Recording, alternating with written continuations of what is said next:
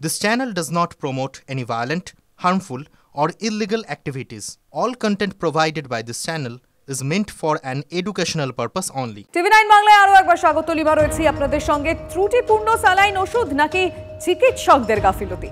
মেদিনীপুরে প্রসূতি মৃত্যুর আসল কারণটা ঠিক কি? স্বাস্থ্য দপ্তর ও মেদিনীপুর মেডিকেল হাসপাতালের দুরকম ব্যাখ্যায় বিভ্রান্তি দেখা যাচ্ছে। রোগীর চিকিৎসার নথির বয়ান সাজানো হয়েছে, দাবি স্বাস্থ্য ভবনের। ঠিক কি কি ব্যাখ্যা, কেন এই বিভ্রান্তি, দুরকম ব্যাখ্যায়? আমি কথা বলতে চাইবো সরাসরি আমাদের রিপোর্টার সৌরভ দত্ত আমাদের সঙ্গে রয়েছে। UEM Jaipur is a perfect target for prospective students aspiring for good jobs, good education with future-ready skills. Sourav, দুরকম ব্যাখ্যা, কি ব্যাখ্যা দেওয়া হলো? বিভ্রান্তির কারণটা কি?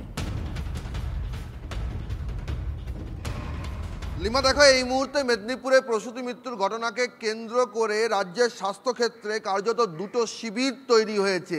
একদিকে রয়েছেন মেদিনীপুর মেডিকেল কলেজের প্রসূতি বিভাগের চিকিৎসকেরা, আর আরেকদিকে রয়েছেন স্বাস্থ্য ভবনের শীর্ষ কর্তারা, যাদের পর্যবেক্ষণে তারা যেটা বলছেন যে হিউম্যান ফ্যাক্টর যে বিশেষজ্ঞদের ক্ষতি দেখতে বলা হয়েছে, তার যুক্তি হিসাবে এই সমস্ত স্বাস্থ্য দপ্তরের কর্তা ব্যক্তিরা বলছেন যে তারা অন্তর্তদন্তে জেনেছেন, তারা যে নার্সদের যে বয়ান সংগ্রহ করেছেন, স্বাস্থ্যকর্মীদের যে বয়ান সংগ্রহ করেছেন, তার থেকে তারা একটা ঘটনাক্রমের আভাস পাচ্ছেন। সেই ঘটনাক্রমটা কেমন না, তারা বলছেন যে বুধবার দিন মোট 14টা ওটি হয়েছিল, বুধবার সকাল থেকে বৃহস্পতিবার সকালের মধ্যে।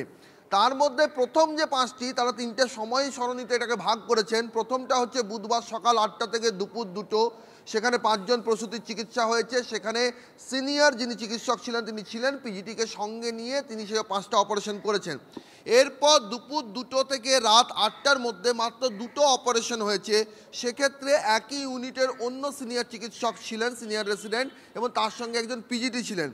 কিন্তু তারা বলছেন রাত 10টা 20 থেকে সকাল 6টা 50-এর মধ্যে যে 7টা অস্ত্রোপচার হয়েছে, সেখানে কোনো সিনিয়র রেসিডেন্ট উপস্থিত ছিলেন না। তিনি ওটি সংলগ্ন একটি ঘরে ছিলেন। তাহলে ওটি কারা করলো না, তারা বলছেন ওটি করেছে 3rd ইয়ার, 2nd ইয়ার, 1st ইয়ারের পিজিটি, এবং তাদেরকে অ্যাসিস্ট করেছে ইন্টার্নরা।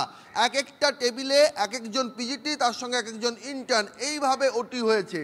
তারা বলছেন যে ইন্টার্নরা ওটি কক্ষে ঢোকা তাদের কোনো এখতিয়ার নেই, পিজিটিরা সিনিয়র চিকিৎসকদের অ্যাসিস্ট করবেন। তুমি সঙ্গে থাকো। বিশেষজ্ঞ কমিটির সদস্য ডক্টর সৌমিত্র ঘোষ কি বলেছেন এই বিষয়ে, আগে একটু দর্শকদের শোনাবো। সিঙ্গেল ল্যাকটেড অক্সিটোসিন ইউজ, অক্সিটোসিনের যে ব্যবহার সেটা ঠিক মতো করে করা হয়েছে কিনা এগুলো বিচার বিবেচনা করে দেখতে বলা হয়েছে। সমস্ত কাগজ খতিয়ে দেখে আরও রিভিউ করা হবে। কিন্তু final report of the drug testing and analysis এবং আমাদের পোস্টমর্টেম রিপোর্ট, অটপসি রিপোর্ট আসলে কিডনি কেন ফেলিয়ার হলো সেগুলো আরও বিশদে বোঝা যাবে। তেমনি কোনো হিউম্যান ফ্যাক্টর ওখানে বিশেষ কারণে একই রাত্রের মধ্যে কেন 5টা ঘটনা ঘটলো সেটাও আমাদের বিচার্যের মধ্যে রয়েছে। এখানে কারা কারা ডিউটিতে ছিল থেকে শুরু করে মানে কারা কারা অপারেশন করেছে, মানে এসব ডিটেল আউট করা হয়েছে। কথা বলতে চাইবো আমি সৌরভের সঙ্গে আরো একবার। সৌমান, এখানে দাঁড়িয়ে একটা হিউম্যান এররের কথা বলা হচ্ছে, যে তাহলে কি কোনো চিকিৎসকের গাফিলতির ফলে বা তার কোনো ভুলের কারণে এই বিষয়টা হয়ে থাকতে পারে, কিন্তু সবটাই কি পরিষ্কার হবে যতক্ষণ না ময়নাতদন্তের রিপোর্টটা আসছে? লিমা দেখো, যেখানে অবধি আমরা বলেছি, আমি রিপোর্ট করেছিলাম, সেই জায়গা থেকে আমি যদি বলি তাহলে সবটাই স্পষ্ট হয়ে যাবে যে তারা কি বললেন। তারা বলছেন যে সিনিয়র রেসিডেন্টরা ছিলেন না। প্রথম 4টার ক্ষেত্রে এই ঘটনা ঘটেছে, 7টা অপারেশনের ক্ষেত্রে এই ঘটনা ঘটেছে। সেই জায়গাতে তারা বলছেন যে অ্যানাস্থেসিয়া, যিনি সিনিয়র অ্যানাস্থেসিস্ট ছিলেন তিনিও ছিলেন না। অ্যানাস্থেসিয়া দিয়েছেন প্রথম বর্ষের পিজিটি। আর মহিলা এসআর একবার মাত্র ঘুরে গেছেন, তা ওটি কক্ষের ভেতরে ঢোকেননি, এবং তার সাপেক্ষে সিসি ক্যামেরার ফুটেজ রয়েছে। এরপর কি হলো না, 5 নম্বর যখন রোগীকে স্যালাইন দেওয়া হয়েছে, তার সেই আরএল এর রাইগার হয়েছে, অর্থাৎ কাঁপুনি হয়েছে, তখন সেটা 200 মিলিলিটার দিয়ে বন্ধ করে দেওয়া হয়েছে। এবার পরের 2 জন রোগীকে বলা হয়েছে যে বাইরে থেকে আরএল কিনে নিয়ে আসার জন্য। এটা কেন গুরুত্বপূর্ণ সেটা পরে আসছি। পরবর্তী ক্ষেত্রে তারা এটাও বলছেন স্বাস্থ্যবানের কর্তারা যে কেন তারা হিউম্যান ফ্যাক্টরকে দায়ী করছেন। তারা বলছেন যে বিএসটিতে যা কথা লেখা রয়েছে, বিএসটির বয়ান, বিএসটিটা কি? বিএসটি হচ্ছে যে একজন রোগীর চিকিৎসা কিভাবে এগিয়েছে, তুমি কোন কোন পথে এগিয়েছো, তুমি কোন স্টেপে কি কোর্স অফ ট্রিটমেন্ট নিয়েছো, কি কি চিকিৎসা করেছো, তার একটা ধারা বিবরণী থাকে হচ্ছে বেড হেড টিকিটে। সেটার সঙ্গে ওটির রেকর্ড মিলছে না, সিসি ক্যামেরার ফুটেজ মিলছে না, নার্সদের বয়ান মিলছে না। তারা বলছেন যে বিএসটি ডক্টর করা হয়েছে, অর্থাৎ বিএসটি পরে তৈরি করা হয়েছে। বেশ, সৌরভ তুমি সঙ্গে থাকো, এক্সপার্টরা কি ভাবছেন সেটা জানার প্রয়োজন রয়েছে। আমরা এই মুহূর্তে টেলিফোন লাইনে যোগাযোগ করেছি ডক্টর সুবর্ণ গোস্বামীর সঙ্গে। ডক্টর গোস্বামী, আপনি সব তো শুনলেন, দু রকমের দুটো ব্যাখ্যা দেওয়া হয়েছে, আপনার কি মনে হয় কোনটা যুক্তিযুক্ত?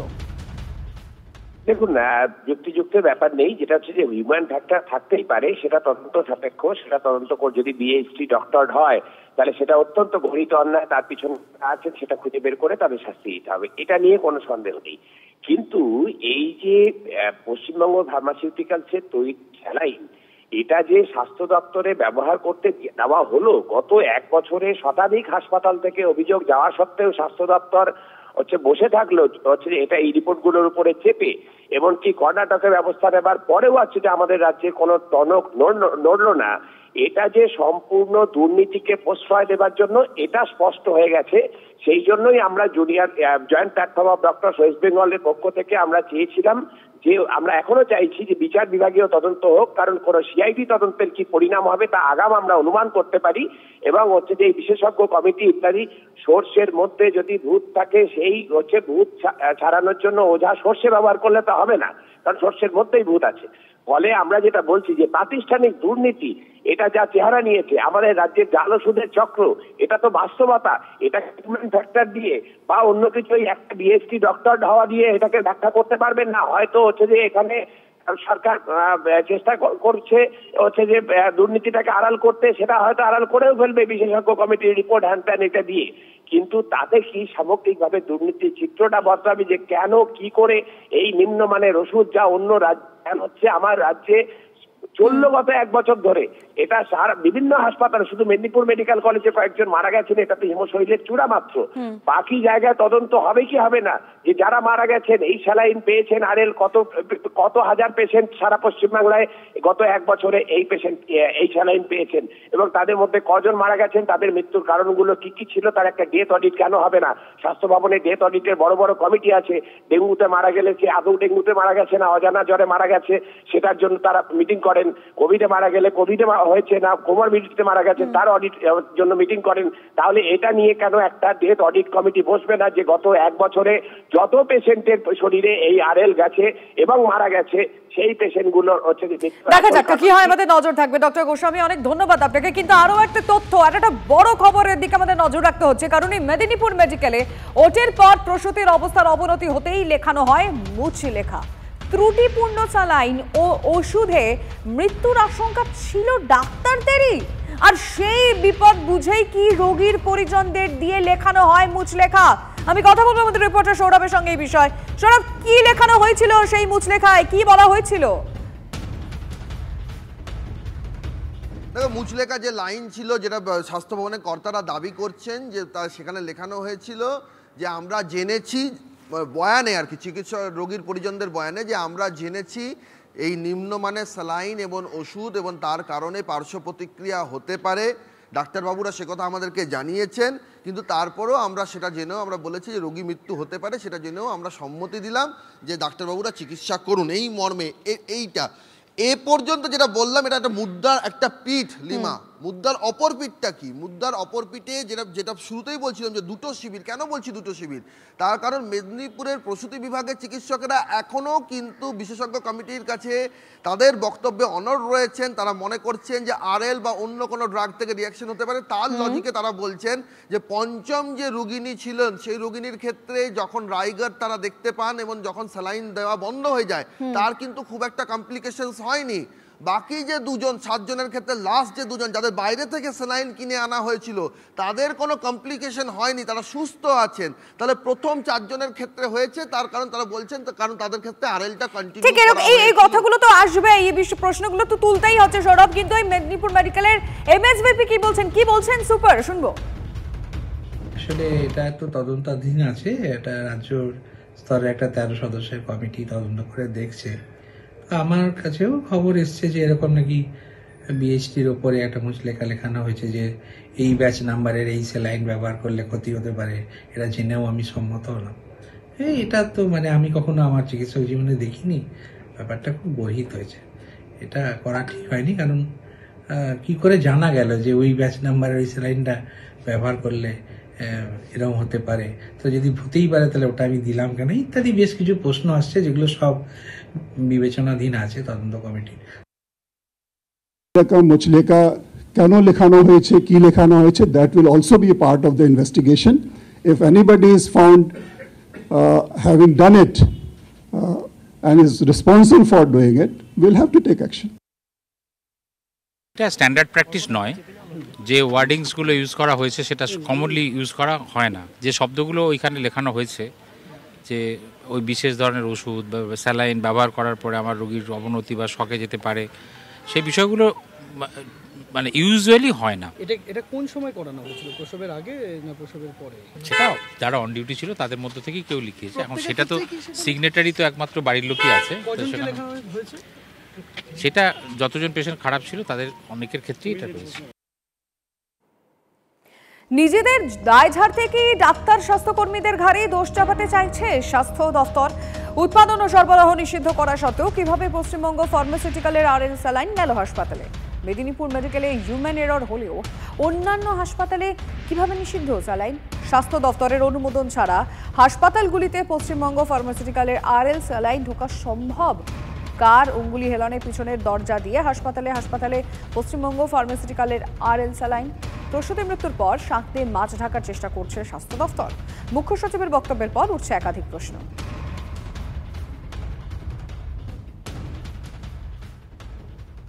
এই ধরনের সেম প্যাটার্নের পেশেন্ট আমরা বিগত 2 বছরে বহুবার পেয়েছি। হসপিটাল অথরিটি ডিপার্টমেন্টের পক্ষ থেকে বিভিন্ন সময় এইগুলোকে নিয়ে নানান অনুসন্ধান হয়েছে। তৎকালীন প্রিন্সিপাল সন্দীপ ঘোষ সেই সময় ছিলেন, কিন্তু ঘটনার সুরাহা কিছু বা মেন জায়গা কিছু, সেই জায়গাতে আমরা কিন্তু কোনোভাবেই পৌঁছাতে পারিনি। তাহলে যে জায়গাটা বলা হচ্ছে যে জুনিয়র ডাক্তারদের গাফিলতি, সিনিয়র ডাক্তাররা ছিলেন কি ছিলেন না, এই যে যাবতীয় যে প্রশ্ন আসছে, এই প্রশ্নগুলো নিয়ে তদন্ত হতে পারে, আলোচনা হতে পারে, কিন্তু মূলত মেন যেটা প্রশ্ন সেটা হচ্ছে যে এই যে বিগত 2 বছর ধরে এই ধরনের সমস্যা, আরএল স্যালাইন বা বিভিন্ন ধরনের ড্রাগ থেকে আমরা কম করে মোর দ্যান 10 to 15 10 থেকে 15টা পেশেন্ট আমরা যা পেয়েছি আরজি করের বুকে, এবং বিভিন্ন medical college, north Bengal medical college, Kolkata Kolkata medical college, বিভিন্ন জায়গাতে এই ধরনের পেশেন্ট আছে। তাহলে এইগুলো হলো কি করবে? তাহলে এইগুলো কি মানে এই যে যত সামগ্রিক যদি আমি দেখি তাহলে এই হ্যাঁ একদমই তাই। এবং আপনাকে আরও পশ্চিমবঙ্গ ফার্মাসিউটিক্যালে আমি আরজি করের ক্ষেত্রে আমি যে ঘটনাক্রমের কথা বলছি লাস্ট 2 বছর ধরে, অবশ্যই ওই সময় পশ্চিমবঙ্গ ফার্মাসিউটিক্যালের আরএল ব্যবহার করা হতো। তাহলে আবার চমকপ্রদ কথা যেটা সেটা হচ্ছে এইটা যে আপনি দেখবেন ওই ধরনের ঘটনাক্রম যখন হয়েছে কন্টিনিউয়াসলি লাস্ট 2-3 মাসে হয়েছে, তখন আমাদের গাইনি বা অপস ডিপার্টমেন্টে কোনো রকম আরএল আমরা ব্যবহার করি না। আমরা এনএস এবং আরএল ব্যবহার করি, আরএস ব্যবহার করি। তাহলে আরএল কেন ব্যবহার করি না আমরা? তাহলে আরএল তো আমরা ব্যবহার করতে পারতাম, কিন্তু এনএস আরএস ব্যবহার করার জন্য, অন্য ফ্লুইড ব্যবহার করার জন্য আমাদের সমস্যার মধ্যে পড়তে হয়, ট্রাভেলের মধ্যে পড়তে হয়, কিন্তু আমরা টোটালি আরএল ব্যবহার করি না। আপনি জান না, খবর নিন, এই ছুটির সাথে কথা বলুন, জিজ্ঞাসা করুন। তাহলে কেন ব্যবহার করি না? এই প্রশ্নের উত্তর আর আমরা পাইনি। আজকে যখন এই ঘটনা উঠেছে, সামগ্রিক সারা রাজ্য জুড়ে এই প্রশ্ন উঠেছে আরএলকে নিয়ে, পশ্চিমবঙ্গ ফার্মাসিউটিক্যাল কোম্পানিকে নিয়ে, তখন কেন এই প্রশ্নের দিকে আমরা ঝুঁকে পড়ছি যে জুনিয়র ডাক্তার ছিল না, সিনিয়র ডাক্তার ছিল? এনএমসি গাইডলাইন কী বলে? 3rd ইয়ার পিজিটি ওটি করতে পারে না? বলুক না। তাহলে আন্ডার সুপারভিশন কি সুপারভিশন না, এই প্রশ্ন হতে পারে। তাহলে আপনারা তদন্ত করে দেখুন কে ছিল কে ছিল না, কী ছিল, কিন্তু সেগুলো তদন্তের প্রেক্ষিত হতে পারে। কিন্তু যে ঘটনার কারণে প্রসূতির মৃত্যু হলো তার আসল কারণটা কি? তার আসল কারণ যদি আপনি বলেন যে জুনিয়র চিকিৎসক বা সিনিয়র চিকিৎসকদের প্রেজেন্স বা থাকা না থাকা, তাহলে আমরা এই কথা মানতে রাজি নই। অমৃত কুম্ভের সন্ধানে পূর্ণ উদ্যমে প্রয়াগে ডুব দিচ্ছেন পুণ্যার্থীরা। ভোর 5:03 পৌষ পূর্ণিমা তিথি পড়েছে, চলছে শাহী স্নান। 144 বছর পর ঐতিহাসিক কুম্ভ, সাগর সঙ্গমে জনজোয়ার, 45 দিনে 45 কোটি ভক্ত সমাগমের অনুমান প্রশাসনের। প্রয়াগের ত্রিবেণী সঙ্গম অমৃত কলস, সেখানে স্নান, অমৃত অবগাহন, মসৃণ ব্যবস্থাপনা ও নিখুঁত প্রশাসন পরিচালনায় তাক লাগিয়ে দিয়েছে উত্তরপ্রদেশের যোগী সরকার। দেশ বিদেশ থেকে ছুটে এসেছেন পর্যটকরা। 144 वर्ष बाद आया है और हम क्या यहाँ जितनी भी जनता है और जो भी माँ गंगा का स्नान करेगा वो बहुत ही भाग्यशाली अपने आप को समझे कि ये स्नान का मौका उसे प्राप्त हुआ। तो आज के समय में पूर्ण रूप से इसका दिव्य भव्य और नव्य ये चल रहा है कार्यक्रम, इसलिए सभी लोग इस आस्था के कुंभ में डुबकी लगाने के लिए आना चाहते हैं, इसलिए आएंगे। Yes, nothing before, and it's just overwhelming. Many blessings of Ganga Mata, Yamuna Mata, and Saraswati Mataji. I feel very good about it. It's completely different than our Gurudev, Mahamandaleshwar Swami Maheshwarananda is showing us a beautiful way towards Sat Sanatan Dharma. কুম্ভে উন্মাদনা আনন্দ গঙ্গাসাগরেও পৌষ সংক্রান্তিতে ভোর থেকে শাহী স্নান প্রয়াগে মানুষ যান পুণ্য অর্জনে, সাগরে আসেন পাপ ধুয়ে ফেলতে। কুম্ভ যদি হিন্দু ধর্মাবলম্বীদের কাছে সবচেয়ে পবিত্র তীর্থ হয়, গঙ্গাসাগর তবে দ্বিতীয়।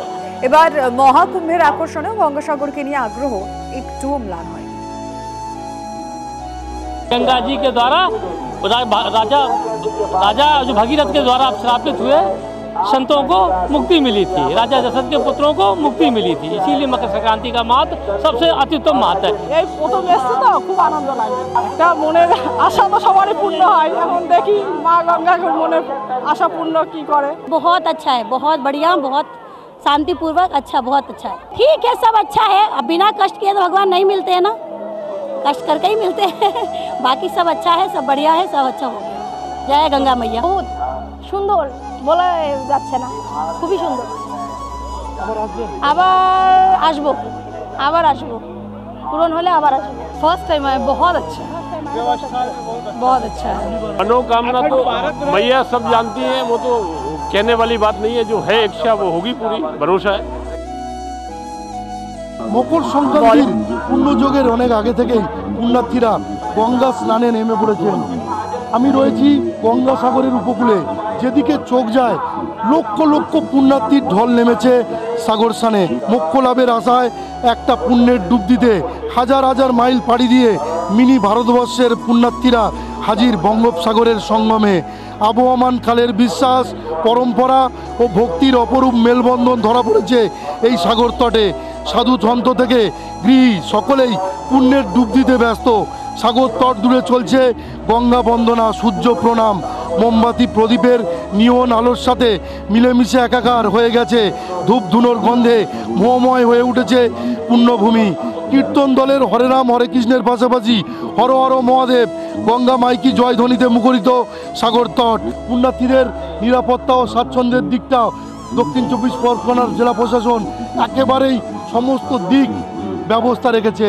দক্ষিণ 24 পরগনার গঙ্গাসাগর থেকে ক্যামেরায় সৌভিকের সঙ্গে শুভেন্দু হালদার, TV9 বাংলা।